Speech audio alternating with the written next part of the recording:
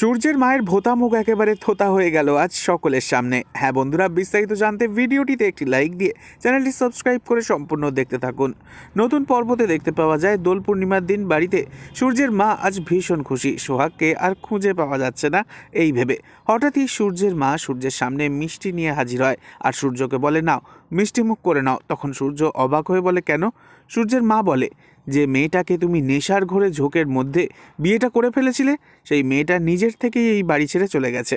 এরপরই দেখা যায় বাড়িতে আচমকাই পুলিশ অফিসার হাজির হয় আর সূর্যের মাকে প্রশ্ন করে, এক্সকিউজ মি, আমি হলাম ইন্সপেক্টর রজত বসু। সোহাগ এই বাড়িতেই থাকে তাই তো?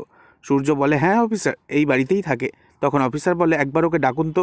এ দেখে সূর্যের মা বলে ওঠে, আমরা আসলে তাকে ডেকে দিতে পারবো না, কারণ সে আমাদেরকে কোনো কিছু না জানিয়ে কোথাও একটা চলে গেছে।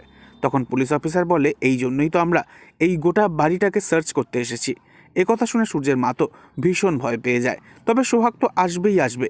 সোহাগ ফিরে এসে সূর্যের মায়ের মুখে আবির দিয়ে রং খেলবে। তবে এরপর সূর্যের মায়ের মুখটা দেখতে কেমন লাগবে তা জানতে এক্ষুনি চ্যানেলটিকে সাবস্ক্রাইব করে আমাদের সাথেই জুড়ে থাকুন। ধন্যবাদ।